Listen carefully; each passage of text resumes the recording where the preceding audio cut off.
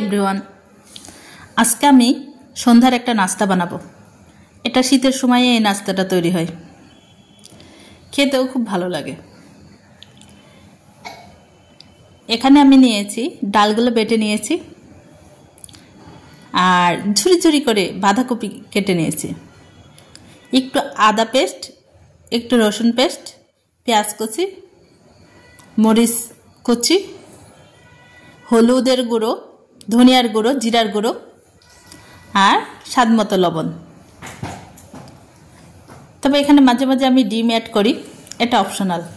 আপনারা ইচ্ছা করলে এখানে ডিমও অ্যাড করতে পারেন, ওইভাবে করলেও কিন্তু খেতে ভালো লাগে। তবে আজকে আমি ডিম অ্যাড করব না। ওটা ভালো করে মেখে নিয়ে প্রায় 5 মিনিটের জন্য রেখে দিয়েছি। এখানে আমি দিয়ে দিলাম চর্বি, রান্না করা মাংসের তেলগুলো উঠিয়ে রেখেছিলাম। মাংসের অতিরিক্ত তেল চর্বি কেউ খেতে পছন্দ করে না। শীতের সময় এই রেসিপি আমার ভীষণ ভালো লাগে, এর জন্য আমি রান্না করে উপরের তেলটা উঠিয়ে রাখছিলাম। আর এর সঙ্গে দিয়ে দিয়েছি সয়াবিনের তেল। 2 রকম তেল অ্যাড করে আমি পেঁয়াজগুলো দিয়ে দিচ্ছি।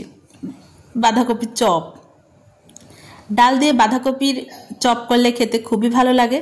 এটা ভালো লাগে নাস্তার সঙ্গে, এটা ভালো লাগে ভাতের সঙ্গে,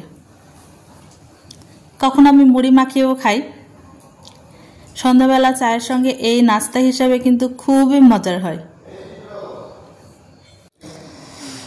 লো হিটে এগুলো আমি ভেজে নেব।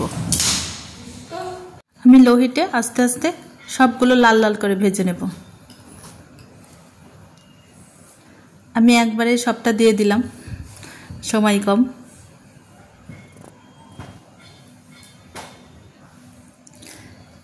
বাঁধাকপি সময় হলেই আমি এরকম বিভিন্ন রকম পাকোড়া, চপ, বিভিন্ন রকম রেসিপি তৈরি করি। বাঁধাকপির যেটাই তৈরি করি সেটাই খেতে আমার ভালো লাগে। এক পাশ হয়ে গেছে, এখন আমি উল্টিয়ে দিচ্ছি।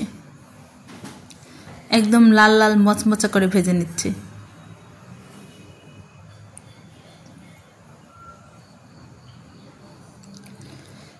ভাজা কমপ্লিট। এখন আমি এটা উঠিয়ে নেব।